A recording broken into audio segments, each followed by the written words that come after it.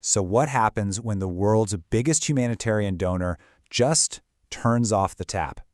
It's a huge question, and a new report from the International Council of Voluntary Agencies, that's ICVA, gives us a pretty stark, first-hand look at the consequences. We're going to dive right in and break down what their findings tell us about this massive and sudden shift in U.S. foreign aid policy. All right, so here's how we're going to tackle this. First, we'll look at the policy freeze itself, what actually happened. Then we're going to trace the ripple effect, what it meant for people's lives, for the aid organizations on the ground, and finally, we'll zoom out and see how this all fits into a much bigger global crisis, something the report actually calls a perfect storm. So believe it or not, this whole thing kicks off with a single executive order. Back in January 2025, a new U.S. administration effectively slams the brakes on foreign aid, and boom, it sends these immediate shockwaves through the entire humanitarian system. And the scale of this decision, well, it's pretty staggering. You gotta really get a sense of this, just look at the numbers. The U.S. put up nearly $14 billion in 2024. And that's not just a big number, that's almost 42% of all global humanitarian funding. So, you see, the U.S. isn't just a donor, it's basically the financial cornerstone of the whole system. And then, almost instantly, that cornerstone was pulled away. And just look at how fast this all went down. I mean, within days, stop work orders are flying out the door. Then there's this waiver for life-saving aid, but nobody really knows what that means or what it covers. Then you've got this chaotic back and forth in the courts that ultimately ends with the vast majority of contracts getting canceled anyway. It was just a month of total whiplash. Okay, so we've seen the policy, we've seen the big numbers, but what does this actually mean for people on the ground? This is really the heart of it, right? It's where the report gets its name, lives on the line, and for very, very good reason. The human cost was immediate, and it was devastating. I mean, just look at the sheer scale of this. These stop work orders hit organizations absolutely everywhere. You can see here we're talking about between 2/3 and 3/4 of NGOs in every single region of the world reporting they got one. This was not a localized problem. This was a global shutdown. Sometimes a single quote just cuts through all the noise in the policy speak. This one from the report hits you right in the gut. Food is not delivered, people starve. It's that direct, it's that devastating. When the funding stops, the work stops, period. And this is what that actually looks like in practice. In Nigeria, 55,000 children and thousands of pregnant women suddenly lose their food assistance. In Afghanistan, we're talking 9 million people cut off from health services. In Ukraine, vital work clearing landmines just stops, leaving the ground deadly. I mean, every single one of these numbers is a community that's been thrown into chaos. But it's not just the immediate cutoff.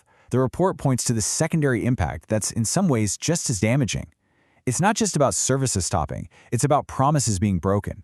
When aid workers who spent years building trust in a community just vanish overnight with no explanation, that trust is shattered, and that makes any future work incredibly difficult, sometimes even dangerous. And that's the disconnect, right? On one hand, the whole promise of humanitarian aid is about working with communities. But the reality of this freeze?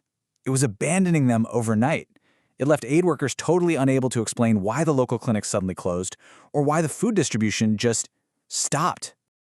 All right, so that's the impact on people. Let's shift gears now and look at the organizations themselves, the ones on the front lines. Because this isn't just about individual programs stopping. The report makes it clear this is about the potential collapse of the entire delivery system. So ICVA surveyed 246 different groups for this report.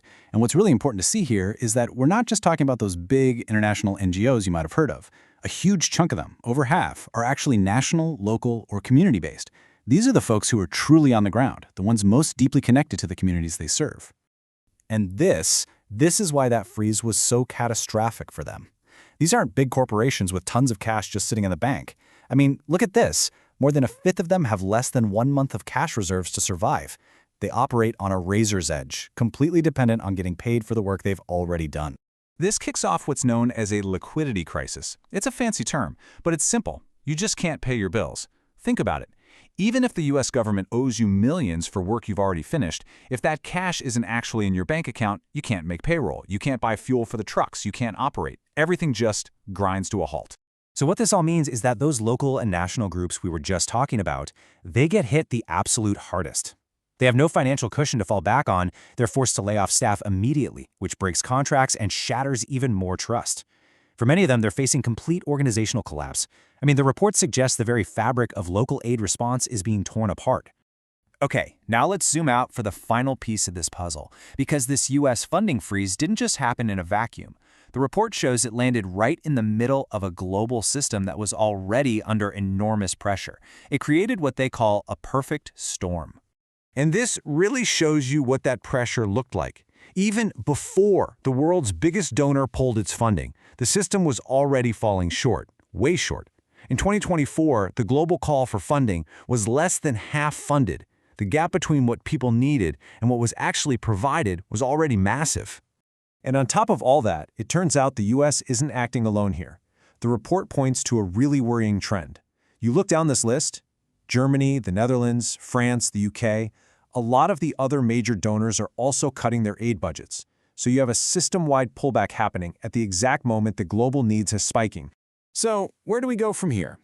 Well, the report doesn't just leave us with the problem. It lays out some key recommendations. It's a call for everyone to get back to core principles, to work together to figure out how to adapt to these new funding realities, and crucially, to prioritize saving those local organizations that are right on the brink of collapse. As for the U.S. government, the message is really simple and urgent. Pay the bills, reimburse the money you already owe, and do it now. And all of this really leaves us with one final, critical question. The whole crisis that this ICVA report details, it all boils down to a huge structural weakness in the system. When the well-being of millions of people hangs on the political decisions made in just one country, how do you build a system that's less fragile, more resilient, one that can actually protect the lives that are on the line? That's really the central challenge that this whole crisis has thrown into the spotlight.